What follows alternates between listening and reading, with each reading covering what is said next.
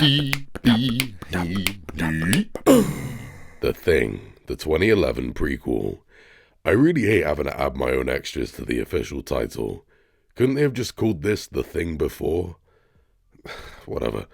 So, welcome to part 3 of me celebrating reaching 1,000 subscribers by reviewing the Thing series. I just reviewed the 1982 film and the 2002 video game, so now it's time to get into the 2011 prequel. Now, like many fans, I do not think highly of this prequel. However, my reasons for disliking it are not the same as everyone else's. Most people attribute the bad-looking CGI as the film's biggest downfall, but I think it goes a lot deeper than that.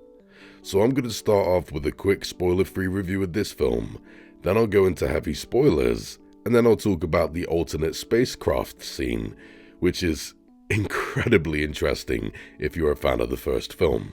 And by the way, yes, I'm fully aware that John Carpenter's The Thing is not actually the first film, but I'll still be referring to it as the first film because this prequel is supposed to be the official second installment in that film's universe, so take a chill pill, guys. I know what the first film really is. So this prequel shows us what happened to the Norwegian camp. We watch the camp discover the Thing in its spaceship, the Thing wakes up, and now we have our prequel. Now, when I first saw this prequel, I had a great time. I first saw it with my 13-year-old cousin. She had never seen any of the Thing movies before, so we started with this prequel. We both enjoyed it. It was simple, inoffensive fun. And then I popped in John Carpenter's classic, and it was great watching my cousin enjoy the obviously better movie. We both enjoyed seeing how the two films connected. It was a damn fun night. But as the years went on, I fully processed this prequel, and I liked it less and less. Now, I think it blows.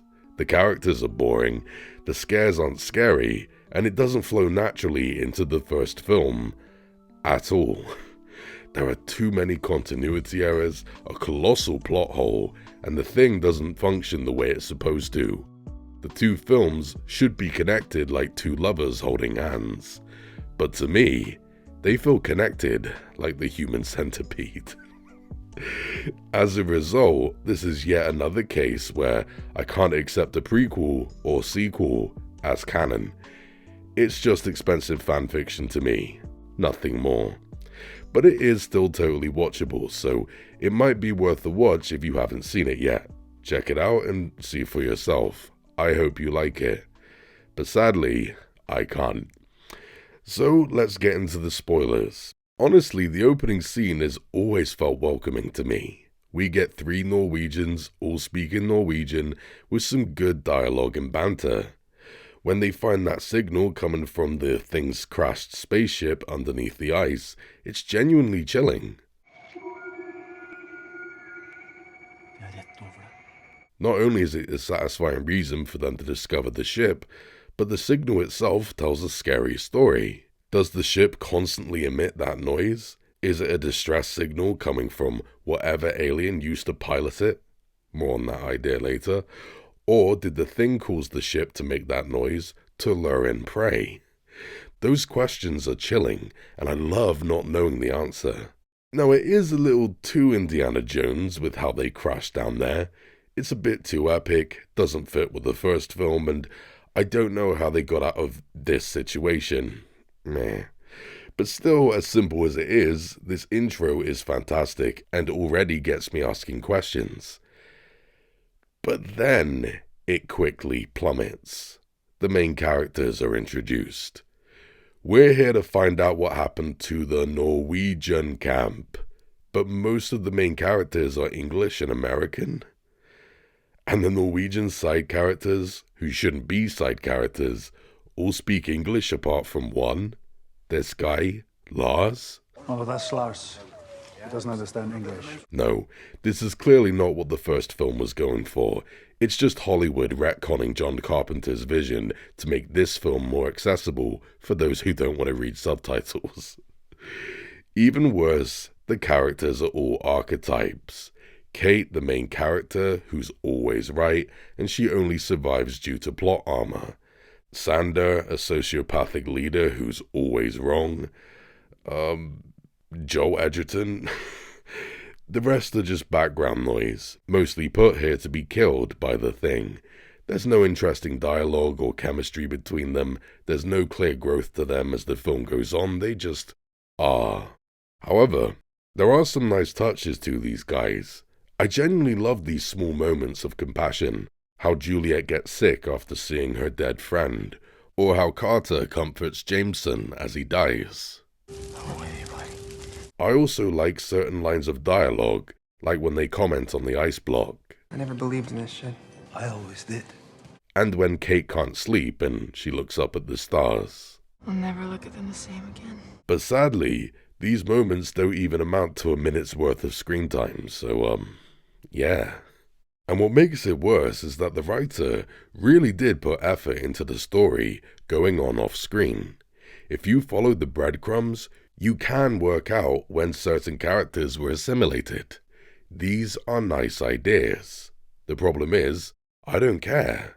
A bland background character being the Thing in disguise and attacking another bland background character off screen means nothing to me. So I can only appreciate the concept, not the execution. It's a big shame.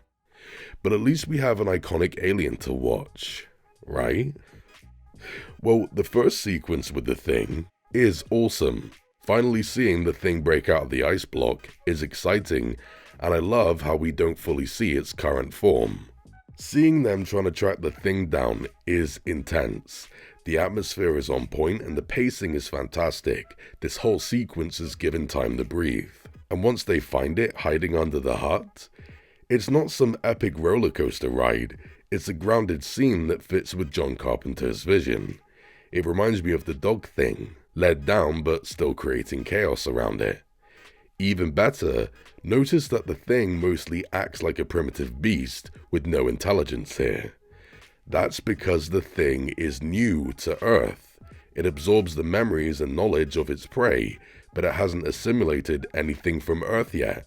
It has no idea what to do here, so it runs around causing chaos. It kills the dog, which we all know will come back to life later and fit with the first film's intro, and now it's hiding under the hut. It's all instinct, and I think it's just great. And it gets better. The autopsy scene. One of the ways the Thing takes over its prey is by consumption, and this prequel shows us that exact process. The Thing eats this guy through its stomach, which is quite unique. Then they perform an autopsy on it and find his body inside. Look at the details on his face, how these little suckers were literally sucking the DNA out of him, making his skin become transparent. Seeing this is so creepy and unique, but best yet, it expands the lore. This happens. What is this? It's used to reinforce broken bones, compound fractures. So if this was in his arm, what's it doing out of him now? The Thing's system rejects non-organic material and spits it out. Then Kate finds dental fillings spat out on the floor from whoever the Thing imitated. Now they have to check people's teeth for fillings. So many fans disregard this idea as a lame substitute for the iconic blood test scene. And I think they missed the point. This answers a question fans have been asking since 1982.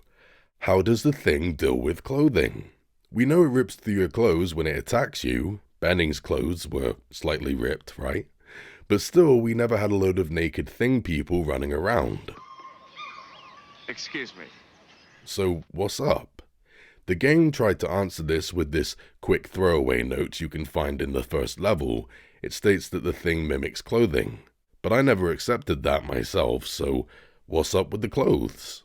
Well, after all this time, we have our answer. Whenever the Thing assimilates someone, it pushes out their clothing, and then when it fully imitates them, it puts on their clothes. And also, we know now that Childs was human at the end of the first film, because his earring. I love all of this so much, and I personally do accept this idea as canon. This is jiggy, my friends. But sadly, the subsequent scenes with the Thing are just awful to me. When it comes to how the Thing acts, it has one scene where it shows intelligence. It manipulates Kate to lure her away from the group and attack her. But outside of that, the Thing is mostly portrayed as a dumb animal. That first sequence was great, but after it absorbs humans and their knowledge, it has no reason to continue acting like a primitive beast. Even though it clearly knows what a helicopter is, the Griggs Thing stupidly endangers itself by attacking whilst in the air. The Juliet Thing just bum rushes Kate, screeching loudly and drawing attention to itself. Then it tries to take over this guy in the middle of a hallway, as if the woman it was just chasing won't alert the rest of the camp to its presence. The Edward Thing just exposes itself when there are people present with flamethrowers. And when it turns into Split Face, it just runs around fully exposed. It has plenty of time to change into a human and hide, but it doesn't. And the first film states that it should do because this thing doesn't want to show itself. It wants to hide inside an imitation. It's vulnerable out in the open. Does this look vulnerable? Look at it. It doesn't need to hide at all. This isn't the Thing. It's a deformed lion. The next problem I have with the Thing is the CGI that creates it. And it's not exactly for the reasons you'd expect. Let's get the obvious out of the way. Amalgamation Studios were hired to create some pretty wonderful practical effects for this prequel. Even though CGI would enhance or finish off the image, it still sounded in keeping with Rob Bottin's ingenious work. But the studio interfered by digitally removing the practical effects and replacing them entirely with CGI. It's shockingly dumb. If you watch the behind the scenes and see how much effort they put into these effects, it's heartbreaking. Stunt artists literally got set on fire just to get digitally removed. Yeah, thanks for putting your lives on the line there, guys. None of it looks convincing and it doesn't fit with Bottin's work at all. In fact, the Thing looks way too clean here. It used to explode with blood, slime and gore, but it hardly ever bleeds here. It's so clean and artificial looking. It's odd. Either way, the studio is insane for replacing the practical effects with CGI. It was unnecessary and it just looks bad. But the look is not my biggest problem with the CGI. I haven't heard enough people say this, so forgive my self-therapy here. My biggest problem with the CGI is how it enables the Thing to be so much quicker than it was in the first film. As I said in my review of John Carpenter's masterpiece, the Thing wasn't the most efficient killer. It was sometimes pretty slow when shapeshifting and attacking its prey.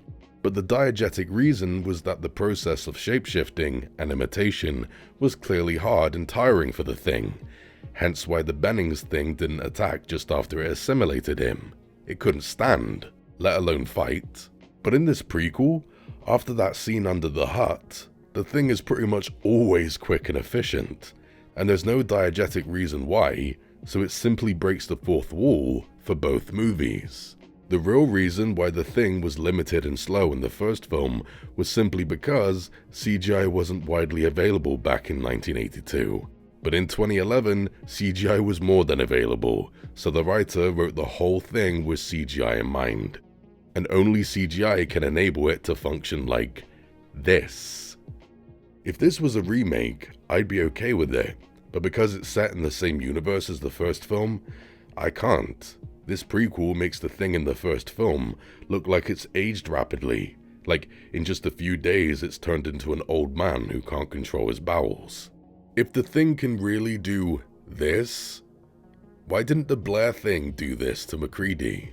Instead, it just pushed a dog halfway out of its chest, giving him time to roll, say the line, "Yeah, fuck you too," and blow her up. But apparently a few days before, it was able to do this. 2011's technology stops this from fitting with a film made in 1982. I hate it.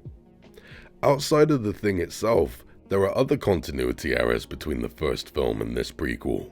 In the first film, it's clearly implied that Splitface was burned with kerosene, but here, it's burned with flamethrowers, and there are no kerosene cans anywhere near its body. Plus, we never questioned the idea of burning Splitface with kerosene because the thing was never so quick and mobile. But here, of course they had to retcon the kerosene. How can you pour kerosene on this and live to tell the tale? And I'm sorry, Splitface is clearly not meant to be two heads. It's one head that split up whilst being burned or fighting, whatever. And the bloody axe they find in the door? No, I'm sorry, it's BS. That's meant to be human blood.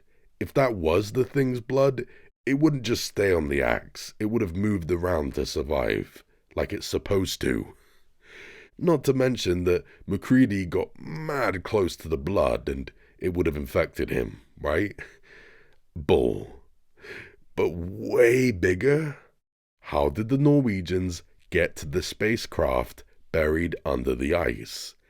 They blew it up with thermite charges. They're planning thermite charges. Those Norwegians blew it up. Well, that never happens here. They make a tunnel to go under the ice and view it below. But they never blow up the ice, ever. Instead, at the end of the film, the thing turns on the ship and tries to escape. The fans crack and warm up the ceilings. Did the writers see the first film? Like, what was wrong with thermite charges? Why did that have to change? Some of the continuity errors may be small, but they build up. And this spacecraft part is just a huge plot hole, man. Wow. It all just piles up, and it really doesn't flow with the first film at all. Damn. Either way, the final fight inside the spacecraft is pretty dull, and finally seeing the interior of the ship is nowhere near as interesting as I thought it would be. But when it's done, we do get this nuanced scene where Kate realizes that Carter is actually the thing. You know how I knew you were human when you showed it back at base? No. Your earring. It was your other ear. I like the conflict in Kate's face because she clearly liked Carter, hoping that Carter would pick the correct ear and say, "Oh, the earring fell out. It's been loose for weeks." It's really good stuff, and a lot more layered than just a typical one-liner before killing it. Plus, it's the only time we've seen the thing show human fear like this. Kate! Also, look at how good it looks when she's burning the thing. It actually looks like Joel Edgerton's head is there, burning. This looks amazing. And there's one more thing about it that I really appreciate. Again, now that we know that the thing rejects inorganic material, we can work out that Childs was human at the end of the first film. Because of his earring. Well, this ending is clearly a callback to that ending. We yet again have two survivors, but this time, one of them is the thing, because, unlike Childs, Carter doesn't have his earring. It's not Shakespeare, but it is a nice flip. It's so subtle, and I like it. But then, the final scene comes, and fucks up that nice note we almost ended on. So we end with an obvious connection to the opening scene of the first film. We see how those two Norwegians began chasing the thing disguised as a dog. And some of this I love. The aesthetics are mostly very faithful. The acting is great and it flows seamlessly into the first film. And even though I hate how most of the Norwegians speak English in this film, I like how Lars was the only one who couldn't speak English. It explains why he doesn't speak English to the Americans when he meets them in the first film. I like how the writer thought of that. The problem is, this whole section just feels so shoehorned in. It's so empty. We don't even see Lars's reaction when his dog dies, at all. So when he's shocked to see it alive, I feel like I've missed something. Plus, it was obvious that the first film was implying that these two Norwegians had both seen some shit. But in this prequel, they don't. Lars is mostly absent throughout this prequel, and this chopper pilot, Matthias, is never introduced until the very end of this movie. We don't even know if he's aware of the thing or the spaceship. He just randomly shows up, and it's never explained why. But even worse, we get a quick cut of this man who's tragically killed himself by cutting his wrist and throat with a razor. Now, obviously, I knew that this was supposed to be that iconic body from the first film, but I still had no clue who this character was. I had to do some research to learn that it's Colin. And that still didn't help. Colin? Who the fuck's that? Yeah, me! This guy, who doesn't do anything noteworthy. He just blends in with the background like a fucking chameleon. Such a thin character becoming this iconic image is disrespectful enough. But far worse is that we're never shown why this happened, and it's hard to figure it all out. When the Edward thing attacks, we get some blink and you miss it moments of Colin running away, and then standing in this room. Oh, by the way, he's that body from the first film. What? How? Why?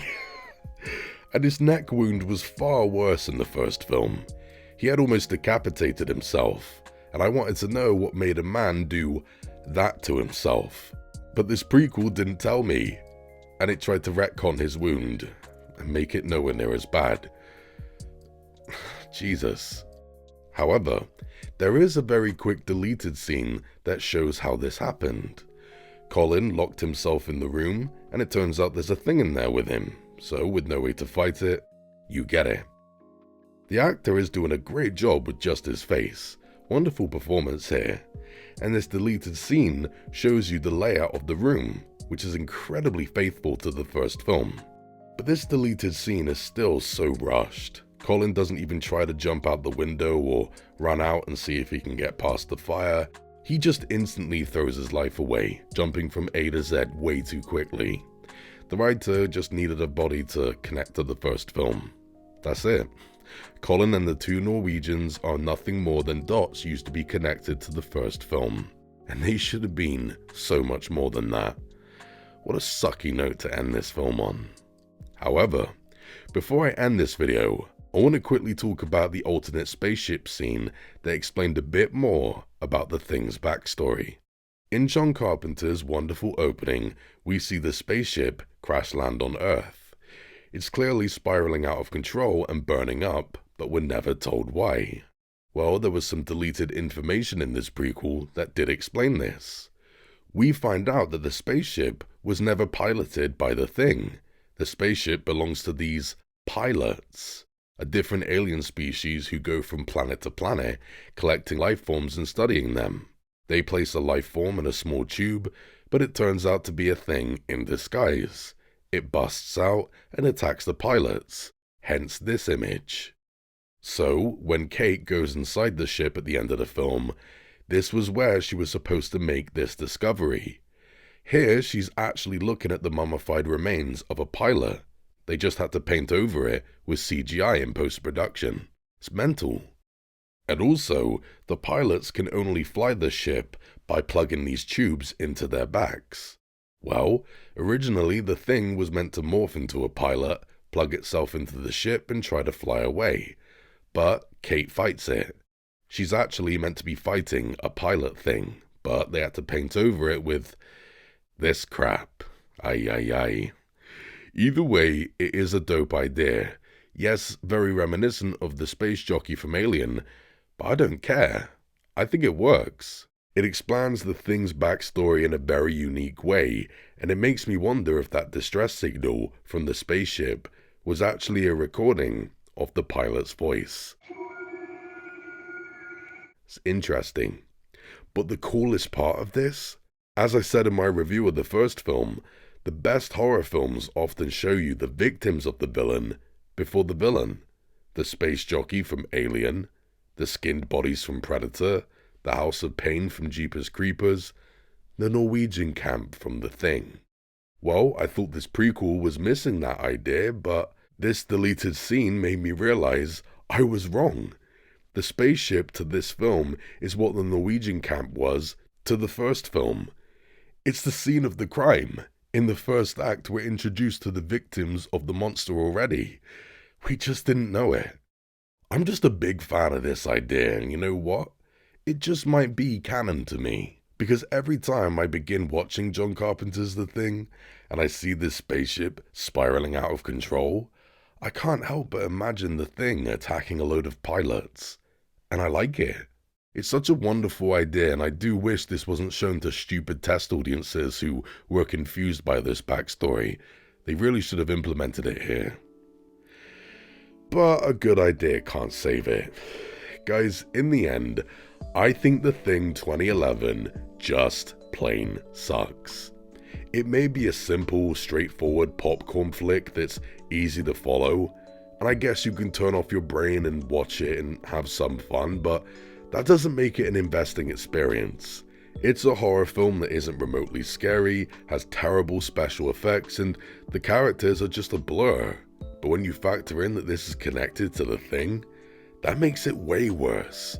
Because the movie I just described does not sound like The Thing. This prequel is a piece that does not fit in John Carpenter's puzzle. It's just forced in and now stands out awkward and broken amongst all the pieces that do fit. And as a result, I simply cannot accept this film as canon. I don't know how to watch this mess and believe that MacReady is out there somewhere, getting drunk and playing chess on his computer. And I don't want to either. The same way I don't want to think of this film when watching that masterpiece. That's the only way I can salvage my experience. Though it's got some decent moments and some great ideas, but I still have no choice. I've got to give The Thing 2011 a 4 out of 10. But at least I can leave this review with some optimism. The writer of this prequel eventually went on to write Arrival, so he clearly learnt from his mistakes.